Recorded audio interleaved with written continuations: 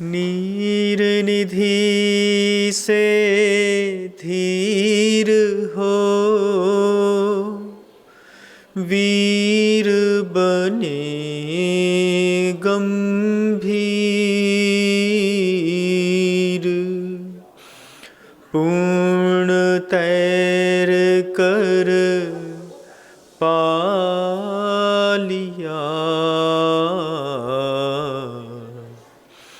भव सागर का तीर। अधीर हूँ मुझे धीर दो, सहन करूँ सब पीर। चीर चीर कर चिर लखूं, अंतर की तस्वीर। अहिंसा परमो धर्म की।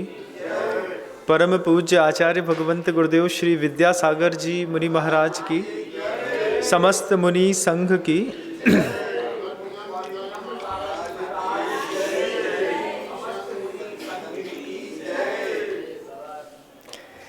एक पुराना विषय चल रहा है बंधु, जिसका नाम यशोधर चरित्र है।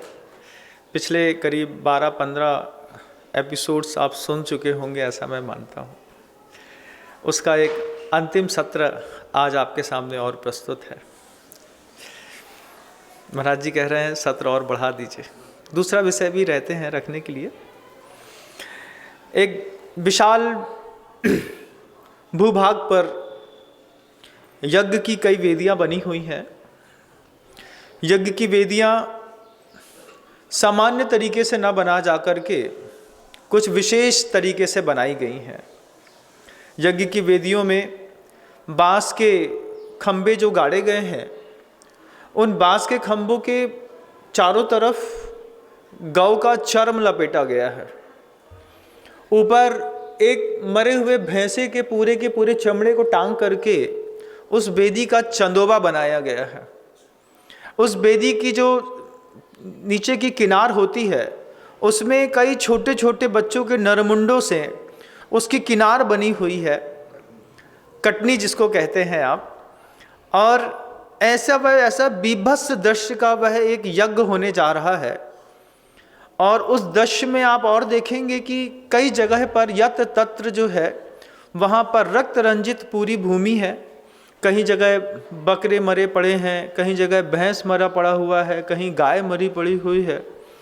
और ऐसे बहुत सारे जीव प्रतीक्षित हैं अभी किसी साधक के माध्यम से, तंत्र विद्या के माध्यम से बलि चढ़ाए जाने की प्रतीक्षा में भी कई सारे पशु पक्षी वहाँ पर बंधे हुए। आपने ऐसा दृश्य कभी नहीं देखा होगा। उच्च कुल के लोगों को ऐसा दृश्य देखना प्रायः करके असंभव सा होता है। लेकिन जो बच्चे यहाँ वहाँ दौड़ते रहते हैं, उत्सुकता रहती है, उन लोगों में कई लोगों ने ऐसा दृश्य कभी हो सकता है देखा हो। ना देखा हो तो कभी YouTube पे देखने की कोशिश करिएगा, तब आपको पता चलेगा कि संकल्पी हिंसा इस संसार में कितना दुख देती है। और संकल्पी हिंसा सिर्फ एक ही प्रकार की नहीं है, वो भाव हिंसा, द्रव्य हिंसा के साथ नाना प्रकार का रूप लेती चली जाती है। वे संकल्पी हिंसा में महाराज यशोधर जो थे पूर्व पर्याय में, आपको थोड़ा सा इतिहास बताऊं कि उन्होंने अपने किसी विकल्प की शांति के लिए एक आटे के मुर्गा बना करके नकली मुर्गे की बलि दी थी। और आटे के मुर्गे को संकल्प पूर्वक मारने का ऐसा दुष्परिणाम निकला कि अगली आने वाली कई पर्यायों में उनको खुद हिंसा का पात्र बनना पड़ा। खुद उनके साथ ऐसी दुर्दांत तरीके से उनकी हिंसा की गई कि जिस कष्ट को वो झेलते हुए दिगंबर साधु की दर्शन लाभ देशना को सुनकर के उन्होंने सम्यक को प्राप्त किया और फिर बाद में जाकर के मनुष्य की पर्याय मिली। आज वे ही पर्याय के जीव अभय रुचि और अभयमति के रूप में सुदत्तवर आचार्य महाराज से दीक्षित होकर के, छोटी सी उम्र है, 15 वर्ष की करीब उम्र है अभय रुचि और अभयमती की, जिनको बलि चढ़ाने के लिए आज किसी वेदिका पर वापस ला करके खड़ा कर दिया गया है। और जो महाराज वहाँ पर, जो वहाँ का राजा है, वह राजा जिस यज्ञ के आयोजन करने वाले वे जो आचार्य हैं, भैरवाचार्य, उनके साथ मिल करके उस यज्ञ में बलि देना चाह रहे हैं। सामने जैसे ही मारीदत्त महाराज ने वो दोनों क्षुल्लक और क्षुल्लिका, जो छोटे बच्चे जैसे दिखते थे, उनको देखा, तो देख करके अचानक ही खिंच करके मारीदत्त महाराज क्षुल्लक और क्षुल्लिका के सामने आकर के खड़े हो गए। वे राजपुत्र हैं, ललाट अच्छा ऊंचा है, चेहरे में अच्छा गौरवर्ण है, पग तलियां भी उनकी बिल्कुल रक्त रंजित दिखाई दे रही हैं, जैसे बिल्कुल गुलाबी गुलाबी किसी का चमकदार सफ़ेद बिल्कुल पैर होता है, ऐसे वे क्षुल्लक और क्षुल्लिका का पूरा शरीर का सौष्ठव है। मारीदत्त महाराज देख करके पूछते हैं कि आप इतने तेजस्वी दिखते हैं, छोटे छोटे से हैं, आप यहाँ पर क्यों आए हैं? तो वे दोनों की दिव्यता अलग से दिखाई दे रही थी। वे बोलते हैं, हम आए नहीं हैं, हमें लाया गया है। तब पीछे पलट करके सिपाहियों से पूछते हैं मारीदत्त महाराज, तो पता चलता है कि ये वे नरयुगल हैं जिनको आपके किसी मंत्र की सिद्धि के लिए आज बलि चढ़ाने के लिए यहाँ पर लाया गया है। लगता नहीं है ना कि कभी मनुष्य की बलि चढ़ाता है? ऐसा लगता है? कभी देखा है आप लोगों ने? कभी इंटीरियर में आप कभी आदिवासियों में देखेंगे कि जो तंत्र विद्या करने वाले लोग होते हैं, उन्होंने कभी किसी बच्चे की बलि चढ़ा दी, किसी मनुष्य की बलि चढ़ा दी। और उसका छोटा छोटा रूप तो आप लोग अपने गांव नगरों में देखते रहते हैं। जब अन्य धर्मों के कोई भी विशेष आयोजन महोत्सव इत्यादि होते हैं तो लोग अपना यहाँ से सूजे से गाल छेद लेते हैं, कोई जीभ काट करके चढ़ा देते हैं, कहीं कुछ कर देते हैं। उस वेदिका का बड़ा बीभत्स दृश्य था। जितने भी भैंसे और बकरे मारे गए थे, उन सब की जिब्भा निकाल करके वेदी के चारों तरफ सजा दी गई थी। हड्डियों के चूर्ण करके वहाँ पर एक रंगोली लगाई गई थी। पूर्णतः अशुद्ध वेदियों में एक खेचरी विद्या सिद्ध करने के लिए कोई तांत्रिक ऐसी विद्या सिद्ध कर रहा है और महाराज उससे भावित हो गए हैं। महाराज का हृदय भी इस तरीके के धर्म कर्म करने के लिए तैयार नहीं है, लेकिन कई बार संगति में हमको कुछ पाप करने पड़ जाते हैं। महाराज मारीदत्त वैसा पूरा दृश्य देख करके बड़े आश्चर्यचकित हो रहे थे कि ये कैसा, किस तरीके से ये यहाँ पर ये दृश्य बनाएंगे, क्या करेंगे। और वे दोनों क्षुल्लक और क्षुल्लिका को देख करके आश्चर्यचकित होकर के सामने आकर के क्षुल्लिका से खड़े होकर पूछते हैं कि आप लोग कौन से कुल से हैं? चुप, एक शब्द नहीं बोले क्षुल्लक और क्षुल्लिका। और अभय रुचि जो क्षुल्लक है, वे अभयमती से कहते हैं, बहन तुम घबराना मत। अभयमती कहती है, भाई मैं घबरा नहीं रही हूँ, गुरुदेव की आज्ञा मिली थी, हम आहार के लिए नगर में आए थे। आचार्य सुदत्तवर आचार्य महाराज भी देखिए कि वे इस परिस्थिति को पहले से समझ गए थे। उन्होंने पूरे के पूरे मुनि संघ को तो उपवास दे दिया और ये छोटे से क्षुल्लक और क्षुल्लिका से कह दिया कि तुम नगर में जाकर के भिक्षा लेकर के आओ, क्योंकि वे सुदत्तवर आचार्य महाराज भी अवधि ज्ञानी, उनने अपने अवधि ज्ञान से देख लिया है कि ये दो ही हैं जो इस सृष्टि पर हिंसा का तांडव बंद कर सकते हैं। मारीदत्त महाराज के सामने क्षुल्लक और क्षुल्लिका खड़े हैं, ऐसे यहाँ मारीदत्त खड़े हैं आमने सामने, एक बिल्कुल दिव्य और एक बिल्कुल दिव्यांग। दिव्यांग शब्द का अर्थ तो आप लोग बहुत अच्छे से जानते हैं। जब कभी आपके शारीरिक गुणधर्मों में किसी चीज़ की न्यूनाधिकता हो जाती है, हाथ कट जाता है, पैर कट जाता है, तो उसको भारतीय संस्कृति में दिव्यांग शब्द से घोषित किया गया है। वो दिव्यांग सिर्फ शरीर का दिव्यांग नहीं होता है, कुछ लोग ज्ञान से भी दिव्यांग होते हैं। किसी लोगों के पास ज्ञान का दिव्यांग है, कोई व्यक्ति भाषा से दिव्यांग है, कोई व्यक्ति चारित्र से दिव्यांग है, कोई व्यक्ति सम्यक दर्शन से दिव्यांग है, कोई व्यक्ति पुण्य से दिव्यांग है। वैसे ही वे जो राजा थे वे अपने लोभ के कारण दिव्यांग हो गए। मारीदत्त महाराज का ऐसा कुछ भी करने का भाव नहीं था कि ऐसा हिंसा करते, लेकिन मंत्री और उस तांत्रिक के कहने के कारण उन्होंने ऐसा एक बृहत आयोजन रचित कर दिया। आप लोगों ने कभी देखा हो कि कभी बड़े बड़े जो पॉलिटिकल नेता होते हैं वे भी इस तरीके के आयोजन को चला करके कराते हैं, और ऐसे आयोजन होते हैं बंधुओं।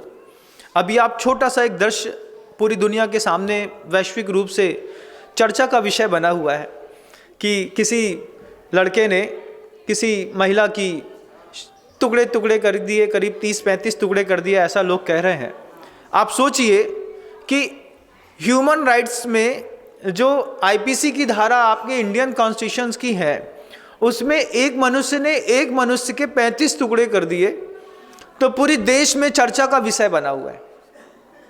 पूरी देश में हर आदमी पेपर में वो न्यूज़ पढ़ना चाहता है कि जिसके माध्यम से पता चले कि आज तहकीकात में और क्या निकला और क्या निकला और क्या निकला। उसी को पूरी देश में वैश्विक न्यूज बनाया गया। एक मनुष्य ने एक मनुष्य के 35 टुकड़े कर दिए, लेकिन उसी मनुष्य ने रोज किसी गाय के हजारों टुकड़े करता है। कभी नेशनल न्यूज नहीं बनती बंधु, कभी किसी बकरी के हजारों टुकड़े कर दिए जाते हैं। ये इतना सहनीय हो गया है कि सिर्फ मनुष्य पे अत्याचार करे तो इंडियन कॉन्स्टिट्यूशन उसके ऊपर जो है कोई ब्लेम चार्जशीट लगा करके उसके ऊपर कोई केस स्टैंड करता है, जबकि आपका प्रगति और पुण्य, आप ये मान के चलिएगा कि आपने मन के अंदर भी किसी की हिंसा करने का भाव किया तो आपके नाम की एक चार्जशीट दाखिल हो जाती है अपने आप, बिना कहे, दिखाई दे या ना दे। आज नहीं तो कल कर्म उदय में आता है। छुपके भी आप करिएगा कर्म। आप किसी व्यक्ति की नजरों से छुप सकते हैं, किसी कर्म से आप छुप नहीं सकते हैं। प्रकृति से, पुण्य से, परमात्मा से कोई भी अंधेरे में आप बच नहीं सकते बंधु। किसी अंधेरे में गुप्त रूप से कोई पाप करिएगा, आज नहीं तो कल उदय में आएगा। और अगर उदय में नहीं भी आया, मान लीजिए आप पाप करते रहे और कभी कोई जान भी नहीं पाया, तो भी वह पाप कर्म का जो अनुबंध है जब भी कभी उदय में आएगा, जब आपके जीवन में प्रतिकूलताएं आएंगी और आपको लगेगा कि हम तो कुछ ऐसा करते नहीं, लेकिन हमारे साथ ऐसा कैसे हो रहा है, उस समय आपके वे गुप्त पाप की शक्ति प्रकट होकर के आपको वर्तमान में दुख दे रही है। वे क्षुल्लक और क्षुल्लिका सामने खड़े हैं। मारीदत्त उनको देखते हैं। देख करके एक तो क्षुल्लक और क्षुल्लिका दिव्य दिख रहे हैं और महाराज मारीदत्त अपने लोभ के कारण दिव्यांग दिखाई दे रहे हैं। क्षुल्लक और क्षुल्लिका से मारीदत्त ने पूछा कि आप ये रूप धर के क्यों और कहाँ कैसे घूम रहे हैं। तो क्षुल्लक अभयरुचि अभयमती से कहता है, बहन डरना मत, माचिस की डिब्बी में कौन सी तीली का कब नंबर आ जाए किसी को पता नहीं रहता। क्या बात कहता है वो अभयरुचि। माचिस की एक छोटी सी तीली होती है, डिब्बी होती है ना, 50 तीलियां रहती हैं, खूब हिलाते हैं आप उसको, आज नहीं तो कल कब किसका नंबर आ जाए, कौन सी तीली कब जल जाए, कोई भरोसा नहीं है। ऐसी पूरे विश्व में 800 करोड़ की जनसंख्या को लेकर के हम सब मनुष्य हैं माचिस की तीली के जैसे। कब किसका नंबर आ जाए, कब किसको दुनिया छोड़नी पड़े, कब किसको दुनिया में दोबारा जन्म लेना पड़े, कुछ पता नहीं है बंधु। अभयरुचि अभयमती का साहस दृढ़ करते हैं और अपने सौष्ठव को दिखाते हुए बिल्कुल शांत भाव से महाराज मारीदत्त को आशीर्वाद देते हैं। वो उनको बलि के लिए, मारने के लिए लेके आए। क्षुल्लक और क्षुल्लिका निर्भय हैं, बिल्कुल आशीर्वाद देते हैं, महाराज आपका कल्याण हो। वो शब्द सुनकर के मारीदत्त अंदर ही अंदर द्रवित हो जाते हैं। कितनी मीठी वाणी से बोल रहे हैं, महाराज आपका कल्याण हो। और क्षुल्लक अभयरुचि को लगता है कि महाराज मारीदत्त थोड़ी ग्राह बुद्धि के हैं, कुछ सुनना चाह रहे हैं। तुरंत क्षुल्लक अभयरुचि कहते हैं मारीदत्त से, महाराज हे राजन, ये जुआ बंद कर दो। जुआ बंद कर दें? ये जुआ है? बोले हाँ, ये शुद्ध जुआ है, ये जुआ बंद कर दो, इससे तुम्हें कुछ मिलने वाला नहीं है। तब महाराज मारीदत्त आश्चर्यचकित होकर के देखते हैं तो क्षुल्लक बहुत मीठे शब्दों में गहरी बात कहता है। क्षुल्लक अभयरुचि कहते हैं, समय दे करके जो व्यक्ति संपत्ति इकट्ठी करता है उसको कर्मचारी कहते हैं। नौकर जो होता है, नौकरी करने वाले लोग क्या करते हैं? समय देते हैं। समय दे करके जो संपत्ति इकट्ठी करता है उसको नौकर, नौकरी या कर्मचारी कहते हैं। संपत्ति दे करके जो संपत्ति इकट्ठी करता है उसको व्यापारी कहते हैं। जिसके पास संपत्ति नहीं है वो बड़ी बड़ी कंपनियों में 8-8, 9-9 घंटे का समय देता है अपना ज्ञान का उपयोग करके, और वहां पर समय देता है, वहां से उसको संपत्ति मिलती है। समय दे करके आप संपत्ति इकट्ठी करते हैं तो आप नौकर कहलाते हैं। संपत्ति दे करके आप संपत्ति इकट्ठी करते हैं तो आप व्यापारी कहलाते हैं। लेकिन संपत्ति दे करके जब आप डिप्रेशन, संपत्ति दे करके आप आत्महत्या के भाव इकट्ठे करते हैं तब उस चीज को जुआ कहते हैं। ये संपत्ति लगा रहा है राजा अपनी, और संपत्ति लगा करके वो क्षुल्लक कहता है राजा से कि महाराज ये जुआ मत खेलो, तुमने संपत्ति लगाई है और अंत में तुम्हारे हाथ में आने वाला कुछ नहीं है। ये कैसा आश्चर्य था, महाराज मारीदत्त सुनते रह गए क्षुल्लक की वो गहरी सी बात। और क्षुल्लक कहते हैं कि ये ऐसा जुआ है कि आपने अपनी संपत्ति लगाई है और संपत्ति के बदले में आपके हाथ में आने वाला कुछ नहीं है, क्योंकि ये संकल्पी हिंसा इस संसार में बहुत दुख देती, बहुत ज़्यादा दुख देती है बंधुओं। किसी का पति मर जाए तो परिवार के लोग जरा सी बात में उसकी पूरी संपत्ति हड़प लेते हैं, कुछ पता नहीं चलता। उस भाव हिंसा में आप देखिएगा, आज वो महिला निर्बल है, आज वो महिला कमजोर है, लेकिन कभी उसका भी दिन आएगा, और जिस दिन उसका दिन आएगा उस दिन आप उसके द्वारा किए गए अपराध को सहन नहीं कर पाएंगे। कितने संसार में ऐसे लोग हैं, अपने जैन समाज में और भी लोगों में, परिवारों में क्या घटनाएं घटती हैं कि ये जो संकल्पी हिंसा करने की आपने एक ऐसी आदत बना ली है, संकल्पी शब्द हिंसा, संकल्पी हृदय हिंसा, संकल्पी ज्ञान हिंसा, संकल्पी चारित्र हिंसा, संकल्पी सम्यक दर्शन की हिंसा, जबकि आपको हर चीज में संकल्पी अहिंसा का पालन करना चाहिए था कि मेरे कारण से तुम्हारा ज्ञान बढ़े, मेरे कारण से तुम्हारे घर के अंदर थोड़ी समृद्धि बढ़े, मेरे कारण से तुम्हारे हृदय के अंदर थोड़ी कोमलता पैदा हो, मेरे कारण तुम्हारे जीवन में थोड़ा सा धर्म ध्यान बढ़े। इस अहिंसा धर्म का पालन ना करके हमने अपने घरों में ऐसी संकल्पी हिंसा का वातावरण बना के रखा है। अगर हम पड़ोसी से नहीं लड़ पाते हैं तो हम लड़ने के लिए ऑब्जेक्ट अपने घर के अंदर ढूंढ लेते हैं। अहंकार की पुष्टि करने के लिए घर के अंदर कितने विवाद होते हैं। आप देखिए, कोई मध्यम परिवार से बहू आ तो जाए, बड़ी बहू, सास, सब कैसे दबाते हैं उसको। छोटे घर से आई है, इज्जत नहीं मिलती बिल्कुल भी। किसी व्यक्ति के अपमान करना ये भी एक बहुत बड़ी हिंसा है बंधु। मतलब शरीर की हिंसा करना तो कम बात है, लेकिन किसी की प्रतिष्ठा को धूमिल करना संसार की सबसे बड़ी हिंसा मानी जाती है।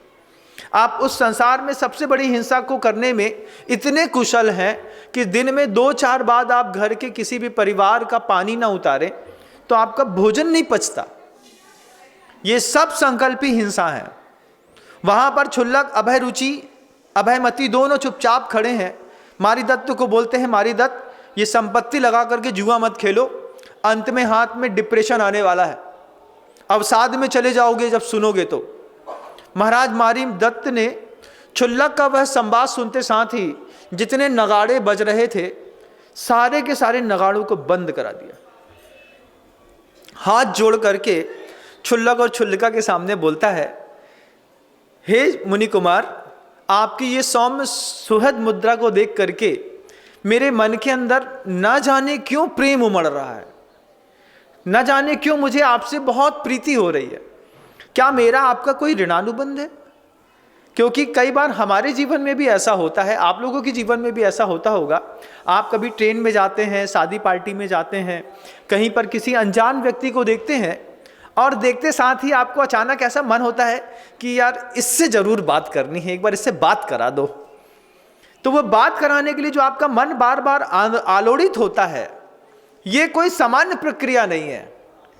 ये आपका उस जीव से पूर्व पर्याय का कोई ऋणानुबंध है।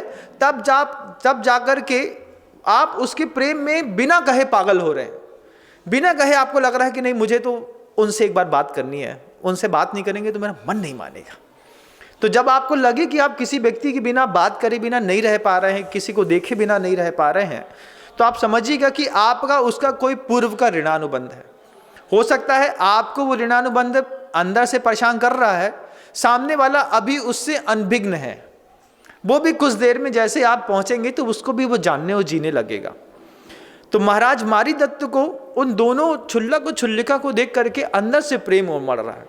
कई लोगों को देख करके द्वेष भी उमड़ता है। आपने देखा होगा, कई लोग बगल से निकलते हैं, महिला है अपनी गाड़ी में बैठी है, चुपचाप सामने देख रही है। हम बगल से निकले, उसकी चमचमाती गाड़ी, उसकी अच्छी साड़ी और उसके अच्छे हार को देख करके फालतू में चिढ़ पैदा हो गई मन के अंदर।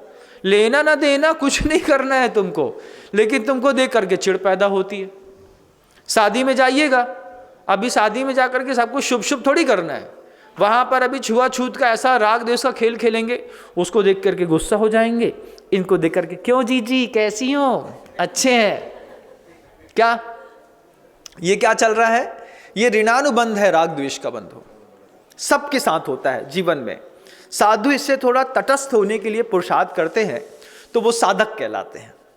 आप लोगों को भी इस तरह का पुरुषार्थ अपने दैनिक जीवन में करने का अभ्यास करना चाहिए। हमको तुमसे कुछ लेना देना नहीं है, हम क्यों राग द्वेष तुमसे करें, और राग द्वेष करके हम अपना ही संसार तो बढ़ा रहे हैं। वहाँ पर क्षुल्लक क्षुल्लिका को देख करके राजा को बहुत अच्छा लगता है। वो क्षुल्लक और क्षुल्लिका से राजा कहता है कि आप मुझे बताइए कि आपने ये सफ़ेद वस्त्र क्यों पहने हुए हैं, और आप ऐसे लंगोट और ये कोपिन को धार करके और आप यहाँ पर आए हैं, ये लाए हैं ठीक है, लेकिन पूरे बैंड बाजे जो बज रहे थे फिर नगाड़े सब बंद कर दिए और महाराज उनको बिठा करके उनके जीवन की कहानी सुनने लगे। कहाँ तो महाराज मारीदत्त के मन के अंदर ये भाव था कि इस तांत्रिक के माध्यम से मुझे आकाशगामी कोई विद्या मिल जाए, और कहाँ वो वहाँ पर क्षुल्लक और क्षुल्लिका का उपदेश सुनने लगे। क्षुल्लक और क्षुल्लिका महाराज मारीदत्त से कहते हैं, पहले तो मुस्कुरा करके बोलते हैं कि महाराज आप ये जो सब अनुष्ठान कर रहे हैं, इस अनुष्ठान से आपको क्या मिलेगा? मुझे विद्या चाहिए। अच्छा, आप विद्या प्राप्त कर लेंगे तो फिर आपको क्या मिलेगा? महाराज मारीदत्त बोलते हैं कि तृप्ति मिलेगी। बोले तृप्ति मिलेगी? दुनिया में आप लोगों से भी मैं पूछना चाहता हूं कि आप लोग 24 घंटे पैसे के पीछे लगे रहते हैं, पैसा कमाना पैसा कमाना पैसा कमाना। पैसा काहे के लिए कमाना? पैसे से कुछ कमाना है कि सिर्फ पैसे ही कमाना है? पैसा किस काम में आता है आप लोगों के? नहीं महाराज, पैसा रखने के लिए नहीं कमाना, पैसे से सुख के संसाधन खरीदने हैं, सुख की सामग्रियां खरीदनी है, अपने जीवन में अनुकूलता बनानी है, तो आपने पैसे के माध्यम से कुछ और खरीदना है। लेकिन आपका पूरा पुरुषार्थ पूरे दिन भर से पैसे पैसे के पीछे लगा रहता है। उससे जो सुख का साधन खरीदना था, क्या आपने खरीदा कभी? नहीं। आपका पुण्य इतने हल्के स्तर का है धन के मामले में कि आप अपने घर के अंदर करोड़पति होंगे, आपके यहाँ करोड़ों की जायदाद होगी, संपत्ति होगी, सोना चांदी भी होगा, लेकिन तुम्हारा पुण्य इतना कमजोर है कि तुम अपने उस धन का वैभव को, पुण्य को दुनिया को दिखा भी नहीं सकते। जिसको दिखाओगे वो ही उसको लूट लेगा, खसूटने लगेगा। भैया महाराज तक को नहीं बता दे तुम, महाराज को तो कुछ नहीं चाहिए। महाराज से भी, महाराज भी पूछ लें क्यों भाई साल भर का टर्नओवर कितना है? हो जाता है महाराज जी, बस आपका आशीर्वाद है। अरे हमने कहा कितना सियाना है, थोड़ा बता तो देता अपने मुंह से कि 50 करोड़ का करते हैं क्या? तुमसे 20 करोड़ मांग रहे थे क्या? लेकिन नहीं, महाराज ने अगर दान के लिए बोल दिया तो फिर वो धन का एक लोभ रहता है कि हम अपनी एक्चुअल पोजीशन नहीं बताएंगे। लेकिन कुछ लोगों का पुण्य आसमान होता है बंधुओं, वो जितना व्यवसाय करते हैं खुल के एक नंबर में दान देते हैं, बोले पता चले ना लोगों को कितना पुण्य है, हमें कोई फर्क नहीं पड़ता। व्यक्ति धन के माध्यम से तृप्ति और संतुष्टि तो चाहता है, लेकिन उसको कभी धन के माध्यम से संतुष्टि और तृप्ति मिलती नहीं है बंधु। आप लोगों को किसी को मिल गई हो तो आप मुझे बताइएगा। और शारीरिक स्तर पर हो भी सकता है कि आपको धन के माध्यम से, आपके संसाधनों के माध्यम से कुछ तृप्ति और संतुष्टि मिल भी गई हो, लेकिन मानसिक स्तर पर ऐसा कौन सा जीव है इस संसार में जिसको संतुष्टि और तृप्ति मिली है? आप बताइए। शरीर एक बार बोल देता है ना, भैया 2 रोटी से ज़्यादा नहीं खा सकते, लेकिन पूरा भोजन करने के बाद भी अपनी मानसिकता चेक करिए मेरे शब्दों के साथ। आपने सुबह का पूरा भोजन अच्छे से कर लिया, यहाँ तक भर लिया, एक प्याला चाय का एक घूंट पीने तक की अब आपके पास जगह नहीं है। आप शारीरिक रूप से तो तृप्त हैं, अब मानसिक रूप से क्या तृप्त हैं? अरे थोड़ा फुल्की और खा लेता तो अच्छा रहता, अब खैर शाम को खा लूँगा, छूट गई, वो रखी थी सामने। अब इतने सारे आइटम हैं। जब आप कभी किसी भी रिसेप्शन में जाइएगा, रिसेप्शन में क्या होता है? 26, 30, 40, 50 हज़ार के अचार पड़े हुए हैं, 20 प्रकार की सब्जियां हैं, 20 प्रकार की रोटियां हैं, 4, 6, 10 प्रकार का चावल है, स्वीट्स हैं, बहुत सारे ड्रिंक्स हैं। अब आप पगला जाते हैं। शरीर का तो सीमा है, वो तो जितना खाएगा उतना ही खाएगा, लेकिन आप क्या करते हैं? मानसिक अतृप्ति का एक उदाहरण आप अभी रिसेप्शन में देखिएगा कि आदमी अगर एक एक कली भी हर चीज़ की उठाएगा और खाएगा तो इतने आइटम रहते हैं कि पेट भर जाएगा उसका, और उसका पेट भर भी जाता है, लेकिन उसका मन हमेशा अतृप्त रहता है। अरे इतना अच्छा आइटम बना था, खा ही नहीं पाए यार, क्या बताएं, वो पेट ही भर गया। अब बड़ी तकलीफ है। जैसे पेट भर गया तो तकलीफ तो है, क्योंकि शरीर तो तृप्त होने की शरीर की एक सीमा है, मन की कोई सीमा नहीं। मारिदत्त से बोलता है वो क्षुल्लक कि देखो, शरीर की आपकी जो सीमा है वो एक निश्चित है, लेकिन आपने अपने असीमित मन के कारण ये जो संकल्पी हिंसा का तांडव करके रखा है, इस तांडव से मुझे कोई भी भय नहीं है। मारिदत्त पूछते हैं आपको क्यों भय नहीं हो रहा है? आपको पता है कि आपको बलि के लिए लाया गया है, लेकिन मारिदत्त अंदर ही अंदर सोचते हैं कि इनकी मुझे बलि नहीं चढ़ानी है, क्योंकि ये इतने सुंदर, इतने अच्छे दिख रहे हैं, इनके साथ मुझे हिंसा नहीं करनी। क्षुल्लक कहते हैं कि ये जो बलि तुम चढ़ा रहे हो मारिदत्त, इस बलि का दुष्परिणाम मैं भोग चुका हूं। क्या भोग चुके हैं? तो महाराज मारिदत्त के अंदर इच्छा पैदा होती है कि आप अपना इतिहास बताइए। तब वे क्षुल्लक क्षुल्लिका दोनों बैठे हुए, क्षुल्लिका तो बिल्कुल मौन रहती है, एक शब्द नहीं कहती। क्षुल्लक मारिदत्त से अपना पूर्व का इतिहास बताते हैं कि मैं पूर्व की पर्याय में महाराज यशोधर का जीव था, मेरी माँ चंद्रमती थी, मेरी पत्नी अमृतामती थी, वो किसी कुबड़े जार के साथ लगी रहती थी, भोग उपभोग करते हुए मैंने देख लिया। मैं दीक्षा लेना चाहता था, माँ चंद्रमती ने उस दीक्षा से रोकने के लिए मुझके एक अनुष्ठान कराया। उस अनुष्ठान में एक बार उन्होंने मुझसे मुर्गे की बलि देने को कहा, मैंने बलि नहीं चढ़ाई। माँ ने काल्पनिक मुर्गा बना करके आटे का मुझसे बलि चढ़वाई थी और उसके खंड खंड किए थे, और उस खंड खंड करने का क्या दुष्परिणाम होगा, आज किसी मुनि महाराज के माध्यम से जब मुझे मेरा अतीत पता चला, तब मैंने यहाँ पर आकर के श्रावक के व्रत ग्रहण किए हैं। तब उसने ये पूरी कहानी मारिदत्त को सुनाई। मारिदत्त हाथ जोड़ करके चुपचाप शांत खड़े हो गए।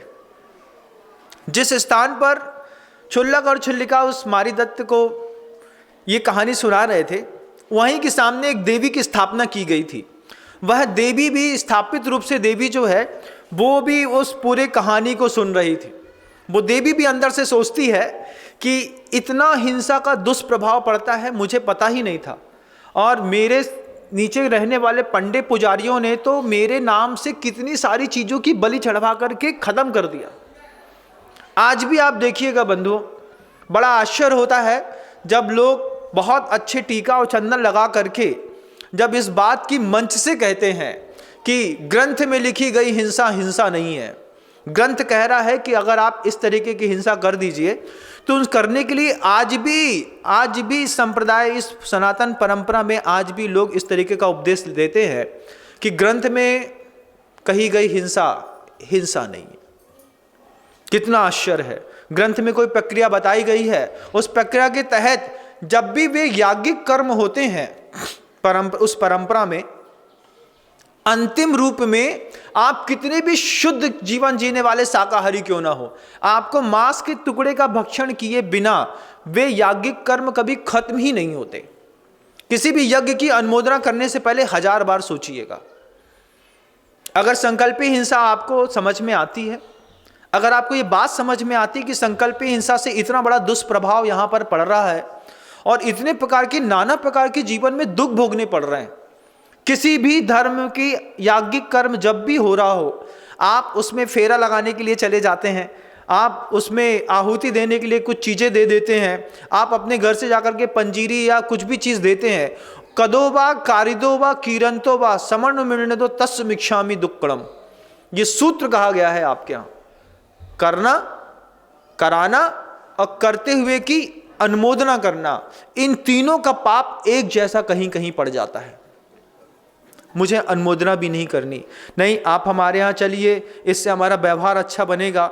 व्यवहार अलग वस्तु, लेकिन धार्मिक क्रियाकलापों में जहाँ पर हिंसा का उद्घोष किया जा रहा है, वहाँ पर हम अपना हाथ चुपचाप पीछे खींच लें, तटस्थ होकर के मूर्तिवत खड़े रहें, यही हमारा पुरुषार्थ है। हम नहीं जाएंगे, हमारे यहाँ अहिंसा परमो धर्म है, इतना कह करके आप वहाँ से हट जाइए। और उस परंपरा में जिन ग्रंथों में ये बातें लिखी हैं, उनमें भी बहुत सारे ऐसे लोग हैं जिनको पता ही नहीं है कि वे पैसा दे देते हैं और उनके नाम से किसी प्रकार की संकल्पी हिंसा करा दी जाती है, और उसका दुष्परिणाम उन जीव को, बेचारों को घर के अंदर भोगना पड़ता है। कभी रास्ता चलते टांग कट गई, कभी आँख फूट गई, कभी कुछ हो गया, कभी बच्चा मर गया। आज तुमने किसी छोटे से चूजे का बच्चा मार दिया, कल को तुम्हारे ही संतान पैदा नहीं हो रही है। क्यों पैदा नहीं हो रही है? महाराज हस्बैंड वाइफ में सब कुछ नॉर्मल है, सारे टेस्ट करा लिए हैं, बच्चे ही पैदा नहीं होता है। कितना दुख होता है महाराज जी कि संतान आई, 2-4 महीने में शांत हो गई, पेट से ही चुपचाप होकर निकल गई। इन सब चीज़ों के पीछे कारण है बंधुओं, कहीं ना कहीं आपने कहीं ना कहीं किसी ना किसी पर्याय में संकल्पी हिंसा जरूर करी है। आज भी आप अगर संकल्पी हिंसा इस तरीके की कर रहे हैं, इसका दुष्परिणाम आज भी भारतीय संस्कृति का मनुष्य भोग रहा है। और इस प्रवचन को आप कहीं पर भी बैठ करके सुनिए, चाहे टीवी चैनल्स के माध्यम से, अपने घरों के अंदर, या फिर यहाँ मंडप पंडाल पर बैठ करके भी। लेकिन जब आप इस प्रवचन को सुनने के बाद दुनिया में जाएंगे, बाहर देखेंगे, आपको दिखेगा कि बड़ी बड़ी वेदियों में जो बड़े बड़े यज्ञ होते हैं, उसमें नियम से अंतिम पूर्णाहुति के रूप में याज्ञिक कर्म करने वाले वे लोग नियम से बलि चढ़ाते हैं।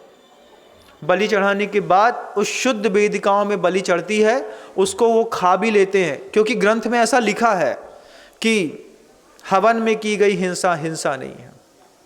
ये कैसा धर्म है आप बताइए? एक मनुष्य ने एक मनुष्य को मार दिया तो पूरी दुनिया में तहलका मचा है, और किसी एक मनुष्य ने अपने स्वार्थ की पूर्ति के लिए पुण्य का बहाना दे करके और सीधे सीधे बड़े बड़े जानवर, बेचारे मूक पशुओं को मार दिया। हमने उसकी अनुमोदना भी कर दी। हर तपस्वी का भेष वास्तव में तपस्वी ही हो, ये कोई जरूरी तो नहीं है। हम कितने सारे ऐसे धर्मों में सामंजस्य बनाने के लिए कितनी बार इस तरीके का अनुमोदना करते हैं, उस अनुमोदना का अदृश्य रूप से जो हमने कर्म बंद किया है और पाप भोगा है, आपके जीवन में आज नहीं तो कल उदय में आएगा। आज मौका है, हम ऐसी संकल्पी हिंसा जो हमने पूर्व में किसी भी पर्याय में की हो, हम उसका प्रायश्चित करते हैं।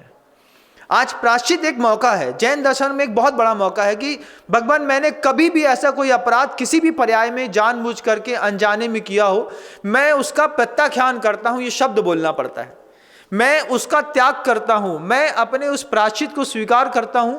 मैं आज के बाद इस तरीके के किसी भी दृश्य की, ऐसे किसी भी क्रियाओं की कृत कारित और अनुमोदना से किसी भी प्रकार से अनुमति सम्मति नहीं दूंगा। ऐसा अगर आपका कुछ ऐसा संकल्प हो जाए आपके खुद के जीवन में, आप देखेंगे कि इस तरीके के संकल्प करने के बाद आपके परिवार की स्थितियां और अच्छी होने लगेंगी। जो लोग धन के लिए परेशान हैं, जो लोग व्यक्ति के लिए परेशान हैं, पुत्र पुत्री के लिए परेशान हैं, वे इस तरीके की संकल्पी हिंसा का त्याग मात्र करके देखें।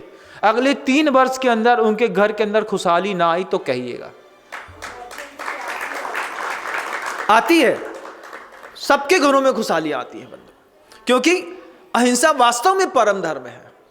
उससे ऊंचा सृष्टि पर कोई धर्म ही नहीं है। और उसी के लिए पूरी पुरुषार्थ किया जाता है। सबको सुख देने वाला धर्म ही धर्म माना जाता है। ऐसा कौन सा धर्म है जिसकी धार्मिक क्रिया में वो बेचारा पशु बंधा हुआ अंदर ही अंदर घबरा रहा है। आप देखो तो उस पशु को, वो बेचारा आंख से आंसू बहा रहा है, और आप जो है उसको बलि के नाम पे चढ़ा करके उसके गले को खराब कर देते हैं।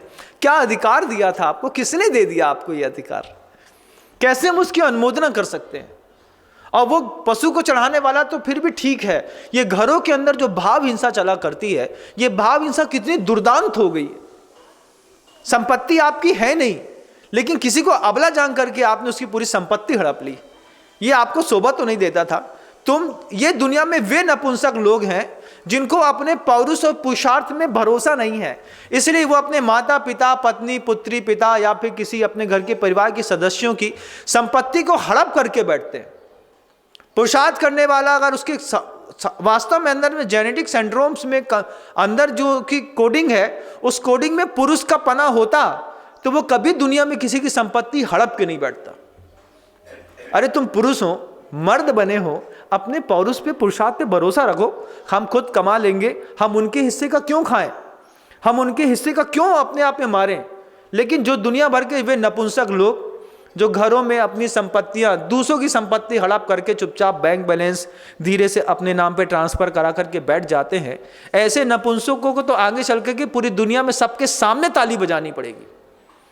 रोड में घूमते हैं ना वो लोग, कौन ताली बजाने वाले, अलग तरीके से ताली बजाते हैं वो।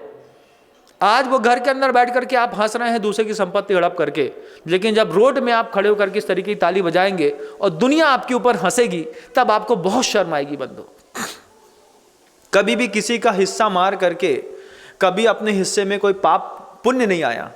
पाप तो खूब फला, कभी पुण्य नहीं आया बंदो। वे मारीदत्त महाराज ने जैसे ही छुल्ला को छुल्लिका के इस भाव को सुना, वे मारीदत्त महाराज बोलते हैं कि मुझे इस पाप का प्रायश्चित कराइए। छुल्लक छोटी सी उम्र में समझाता है मारीदत्त को कि आप इसका सिर्फ त्याग कर दीजिए।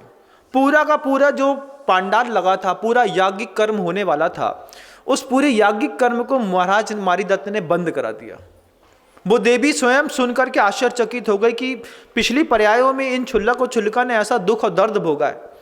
वो देवी प्रकट हो गई सामने। उन छुल्लक और छुल्लिका क्या कहती है कि मुझे भी उस चीज से प्रायश्चित लेना है, मैं भी उसका प्रतिक्रमण करना चाहती हूँ, मुझे भी आप कुछ संयम, कुछ तपस्या दीजिए।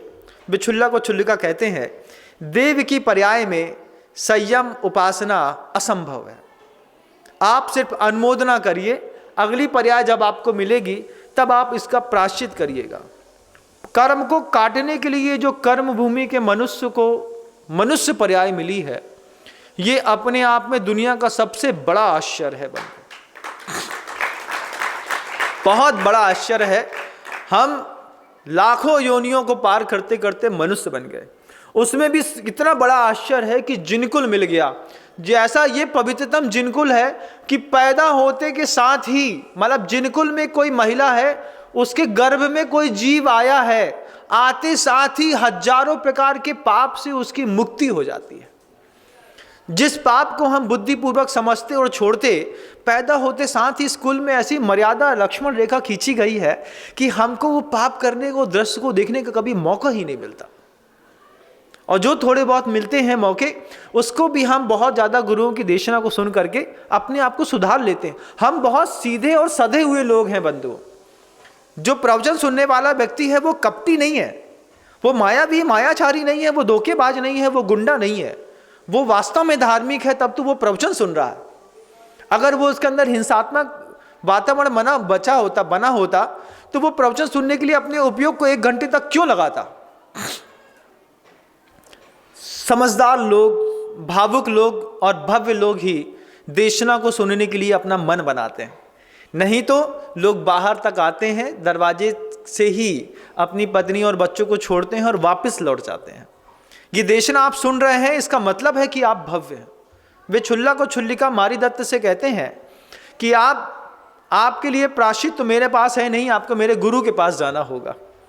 और छुल्लक और छुल्लिका पूरे कार्यक्रम को स्थगित कराने के बाद महाराज मारीदत्त को ले जा करके आचार्य सुदत्त व आचार्य महाराज के चरणों में ले जा करके खड़ा कर देते हैं और चुपचाप उपवास आकर के वहाँ पर बैठे हैं सुदत्त व आचार्य महाराज।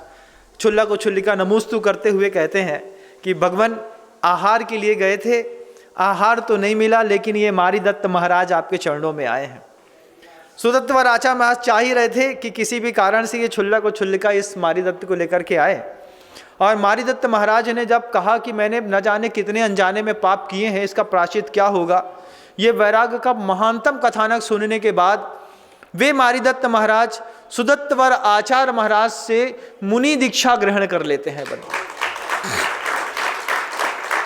वो देवी छुल्लक से कहती है कि मुझे संयम दे दीजिए। छुल्लक बताता है कि आपको संयम तो मिल नहीं सकता, आप इस लायक है नहीं। वे छुल्ला को छुल्लिका कालांतर में आगे चल कर के वे सुदत्त व आचार्य महाराज से आगे चल के आरिका और मुनि के व्रत को ग्रहण करके अपनी उस पर्याय को सार्थक करने का पूरा पुरुषार्थ करते हैं। वे सुदत्त व आचार्य महाराज भी कोई और नहीं, वे सुदत्त व आचार्य महाराज जो थे वे महाराज यशोद का जीव था, जो यशोद की पर्याय में मुनि बन के फिर बाद में पुण्य कर्म से कलिंग देश का राजा बना, और वही कलिंग देश का राजा बन करके बाद में सुदत्त व आचार्य महाराज बने। और यहाँ पर आकर के उन्होंने पूरे दस्य को अवधि ज्ञान के माध्यम से एक सीधा करने की प्रक्रिया को सामने रखा। ये ऐसा कथानक, इसमें वे सुदत्त व आचार्य महाराज साधना का अपना परचम लहरा करके पंचम सर्ग में जाकर के विराजमान हो जाते हैं। वे मुनि महाराज जो यशोमती के रूप में, ये यहाँ पर अभय रुचि के रूप में थे, उनको द्वितीय सर्ग में जाने का सौभाग्य मिलता है। वे देवी वहाँ से अनुमोदना करती है, और वो जो भैरवाचार्य रहता है, जो वो तांत्रिक रहता है, वो तांत्रिक भी इस तरीके की पूरी हिंसा के कृत्य का त्याग कर देता है। पिछले 12-14 दिनों से मैं लगातार इस कथानक को रोज बोलता था, दुनिया भर के संवाद बीच में आते थे। आज मैं मन बना के ही आया था कि आज इसकी इति पूर्ति कर दूं, क्योंकि जनता और भी बहुत कुछ सुनना चाहती है, आध्यात्म चाहती है, कुछ और संवेग और वैराग्य की कथानक को चाहती है। ये ऐसा अभूतपूर्व कथानक है बंधुओं, हम आपके जीवन में जहां कहीं भी आप संकल्प पूर्वक दूसरे की हिंसा करते हैं, बुद्धिपूर्वक, उन सब का त्याग करिए। कभी आपने किसी की संपत्ति दबा ली है, किसी की जमीन दबा ली है, किसी का पैसा दबा लिया है, बुद्धिपूर्वक दे दीजिए, फायदे में रहेंगे। बाद में छोटी सी संपत्ति को छोड़ करके जो आगे वाले समय में इतनी अतृप्ति का वातावरण आपके जीवन में बनना है, वो बड़ा आश्चर्यकारी होगा। क्योंकि पुण्य के उदय से संपत्ति मिल तो सकती है, लेकिन भोगने की सामर्थ्य तो आपके शरीर में बिल्कुल भी नहीं बची। 65 साल के व्यक्ति चाहे भी तो पाप नहीं कर पाता बेचारा, खूब इच्छा करता है ऐसा करूं, ऐसा करूं, ऐसा करूं, ऐसा करूं, लेकिन अंदर से जिह्वा और शरीर साथ ही नहीं देता। 20 प्रकार की गोली खाता है, तब जाकर के थोड़ी देर के लिए अच्छा दिखता है, फिर उसके बाद फिर वो शरीर का अपना गुणधर्म है। लेकिन ये हिंसा शरीर के गुणधर्म से कम मन के गुणधर्म से ज़्यादा होती है। मन का गुणधर्म है निरंतर हिंसा करते रहना। अंतिम समय तक मृत्युशैया में बैठा हुआ व्यक्ति भी नाना प्रकार के हिंसात्मक विचारों को, प्रकल्पों को अपने मन के अंदर भाता रहता है। आज इस पर्याय में मौका है, हम छोटी उम्र में इस चीज में अपने शरीर को, परिणामों को अभ्यस्त करें कि हमें इस तरीके की कोई भी संकल्पी हिंसा नहीं करें। किसी ने बहुत अच्छे शब्द पूछे, कहा कि वो छुल्लक और छुल्लिका जब इतने घृणित वातावरण में गए, तो घृणित वातावरण में जाते वक्त छुल्लक और छुल्लिका को बिल्कुल भी डर नहीं लगा। क्या साधु को किसी भी विपरीत परिस्थितियों में कोई डर नहीं लगता?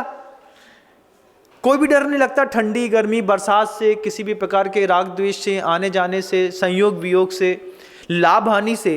क्या साधु इतने मुक्त होते हैं कि इतने प्रसन्न चित्त होकर के शत्रु को आशीर्वाद दे सकते हैं? ऐसा कोई पूछ बैठा, उसका एकमात्र उत्तर मिला गुरुदेव से। गुरुदेव कहते हैं कि साधु के जीवन की सबसे बड़ी जो प्राण शक्ति होती है, वे 12 अनुप्रेक्षाएं होती हैं बंधु। उन 12 अनुप्रेक्षाएं वो ऐसी भावनाएं हैं जिन भावनाओं को भाता भाता साधु धीरे धीरे अपने आप को बड़ा और पुष्ट करता है। वे ऐसा पुष्टिकरण है किसी भी साधु जीवन का कि वे अनुप्रेक्षाएं, आपने तो नाम भी नहीं सुना होगा, लेकिन वो आप तो सिर्फ जगदीश की पूजा करने में लगे रहते हैं। वास्तव में पहले जगत को जान लीजिए, फिर बाद में जगदीश की पूजा बहुत अच्छी लगेगी। वो जगत क्या है? कि ये पूरा संसार राग द्वेष राग द्वेष राग द्वेष से रचा पचा पड़ा है। और जितने भी संसार में रहने वाले ऐसे छोटे छोटे क्षुद्र देवी देवता हैं, छोटे रहने वाले ऐसे तांत्रिक मांत्रिक लोग हैं जो छोटी छोटी बातों में आपकी क्षति पूर्ति करना चाहते हैं और अपना लाभ कमाना चाहते हैं, ये सब जगत है बंधुओं। और अगर जगदीश में भी अगर इसी तरीके की कोई शक्ति है जिसमें वे क्षुधा होती हो, राग द्वेष होता हो, निद्रा होती हो, बुढ़ापा आता हो, उनकी भी मृत्यु होती हो, उसमें इस प्रकार के जो 18 प्रकार के दोष पाए गए हैं जो जगत के जीवों में होते हैं, अगर वो देवों में भी पाए गए तो फिर वो जगदीश नहीं होते। राग द्वेष करने वाला कभी भी भगवान नहीं होता। भगवान कभी राग द्वेष नहीं करते। आप लोगों में ऐसा देखा है ना कि वो देवी प्रसन्न हो जाएगी तो आपको कुछ मिलेगा, ये सब भ्रम है बंधुओं, सिर्फ एकमात्र कल्पना है। इस कल्पना में अपना दिमाग खराब करने के लिए, अपना समय खराब करने के लिए ये पर्याय नहीं मिली है, पुरुषार्थ करने की पर्याय मिली है। अंदर कोई घोड़ा चल रहा है, अंदर का कोई अश्व है आपका मन का जो तीव्र गति से दौड़ रहा है, उसको आप हनन करिए। मन की चंचलता मिटाओ, मन के अंदर की सिंह जैसी क्रूरता मिटाओ, मन के अंदर का जो है नपुंसकपना है उसको मिटाओ। दुनिया भर के जितने भी यज्ञ हैं बंधुओं, वो विनय से संपन्न हो जाते हैं। प्रायश्चित लेना बहुत जरूरी है। अगर आपने कभी भी संकल्पी हिंसा की हो, कई प्रकार की मैं पहले भी बता चुका हूं, आज भी फिर से एक बार अंतिम समय में कहना चाहूं कि कभी भी आपने अगर कभी गर्भपात कराया हो, डीएनसी कराई हो, कभी गोलियां खाई हो, कभी गरिष्ठ पदार्थों को खा करके आपने अपने गर्भस्थ शिशु का हनन किया हो, यह संकल्पी हिंसा बहुत बड़ी है। जैन दर्शनकार तो इस संकल्पी हिंसा का बहुत उच्चतम प्रायश्चित देते हैं। दंड की व्यवस्था भी बिल्कुल अलग है। मतलब गर्भ के अंदर कोई शिशु मरा, उसको पूरी संस्कृति में, समाज में हत्या का रूप नहीं दिया जाता। लेकिन जब आप गुरुदेव के पास कभी जाएंगे तो आपको एक मुनि की हत्या का दोष लगता है। कितनी बड़ी बात है कि गर्भस्थ शिशु आपने मार दिया। एक आरिका, एक अंदर कन्या थी, वो कन्या आपने गर्भ के अंदर ही मार दी, तो आपको किसी समान से बच्चे मारने का दोष ना लग के आपको जैन कोर्ट जो होता है वो एक आरिका की हत्या का दोषी मानता है। वो उस जीव में इतनी सामर्थ्य थी, बड़ा होकर के वो कुंदकुंद भगवान के जैसा दिगंबर मुनि बन जाता। आपने उसका संसार खत्म कर दिया। उसके अंदर ऐसी सामर्थ्य थी, हो सकती थी, इट मे बी पॉसिबल कि वो अंदर ही अंदर, वो जो आपके अंदर जीव बेटी बढ़ रही थी, वो बेटी अंदर आगे चल करके चंदन वाला बनती। जब कभी भी आप इसका प्रायश्चित गुरुदेव के समक्ष जाकर के करते हैं तो एक मुनि की हत्या या एक आरिका की हत्या के बराबर प्रायश्चित आपको वहां पर दिया जाता है। 25-25, 30-30 उपवास दिए जाते हैं, आपके परिणामों को परखा जाता है। और इसमें भी संतुष्ट नहीं होती है तो जो प्रायश्चित ग्रंथ आचार्यों के द्वारा रचित है, उस आचार्यों के द्वारा रचित प्रायश्चित ग्रंथ में साफ साफ कहा है कि जिसने मनुष्य की हत्या करी है उसकी शुद्धिकरण तो सिवाय गौदान के हो नहीं सकती। उसके लिए गायों के दान की व्यवस्था भी बताई गई है। कभी 5 गाय के दान की व्यवस्था, कभी 25 गाय के दान की व्यवस्था, कभी 50 गाय के दान की व्यवस्था। हजार गायों के दान करने से आप इस तरीके के प्रायश्चित से मुक्त होते हैं।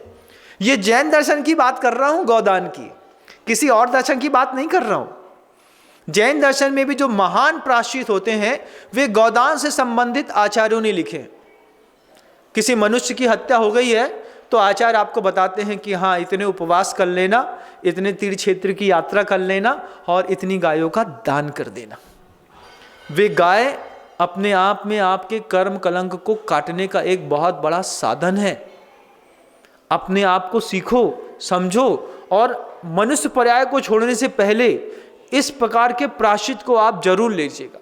किसी सामान्य मुनि महाराज से किसी भी प्रकार के गर्भपात का कोई भी प्रायश्चित आपको नहीं मिलेगा। ये जघन्यतम अपराध है। इस जघन्यतम अपराध का दंड देने का अधिकारी जो है वे मात्र गुरुदेव हैं। आप गुरुदेव के पास जाएं, गुरुदेव से या तो आप मौखिक संवाद करें या आप पत्र के द्वारा लिखित संवाद करें। पति पत्नी दोनों को वहां पर जाकर के बैठ करके बात करना, चर्चा करना जरूरी है। और पर्याय छोड़ने से पहले इस तरीके की संकल्पी हिंसा का प्रायश्चित लेकर के पर्याय छोड़ेंगे, अगली पर्याय आपको जरूर अच्छी मिलेगी। नहीं तो हो सकता है जैसी पर्यायों में, अनंत पर्यायों में वो यशोधर महाराज का जीव आटे की मुर्गे की बलि देने के कारण भटका, आपको इस तरीके के गर्भपात कराने के कारण भी भटकना पड़ सकता है।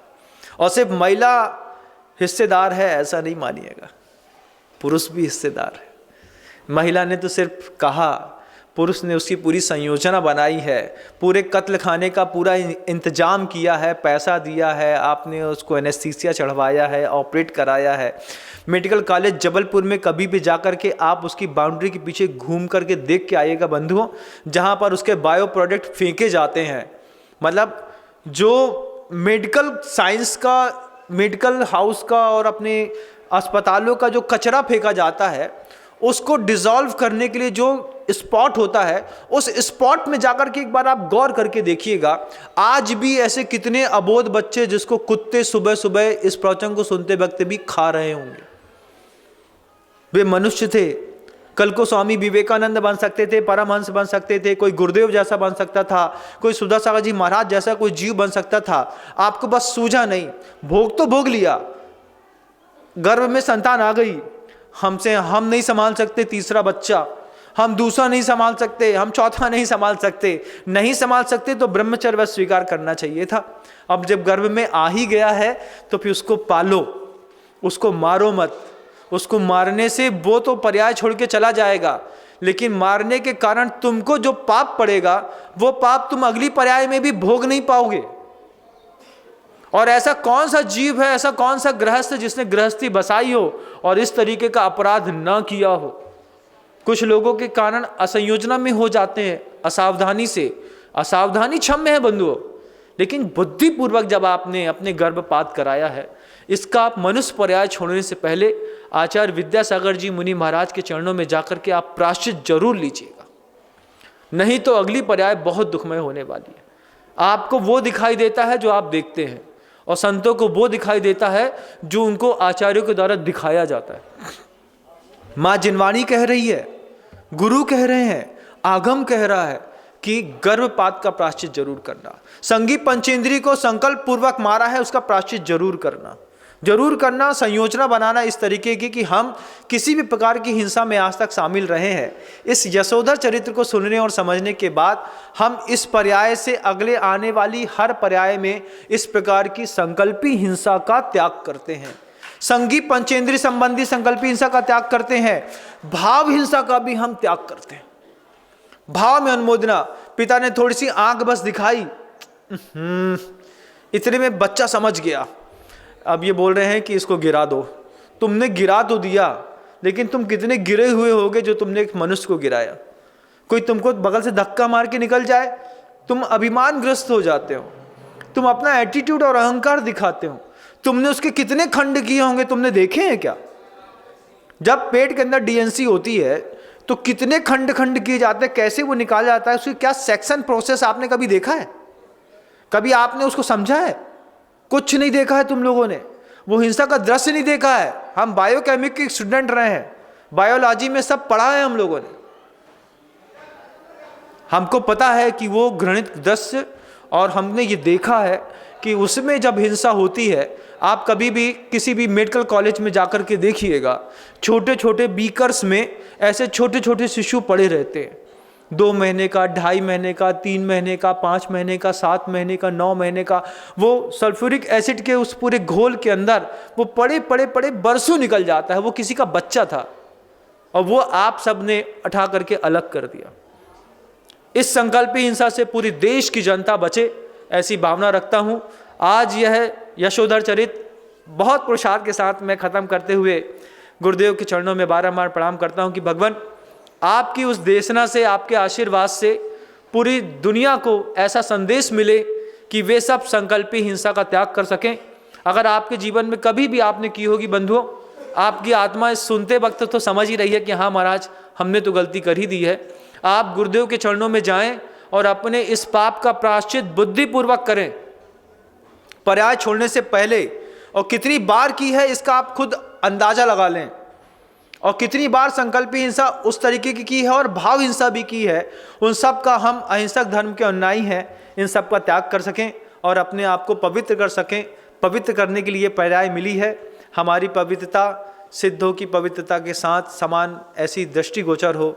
इन्हीं मंगलकारी भावनाओं के साथ गुरुदेव श्री विद्यासागर जी मुनि महाराज की अहिंसा परमो धर्म की, जा वाणी के ज्ञान से सूझे लोकालोक, सो वाणी मस्तक नमु सदा दोतहूँ धोक, माँ जिनवाणी भारती तोह जपो दिन रैन, जो तेरी शरणागहे सो पावे सुख चैन।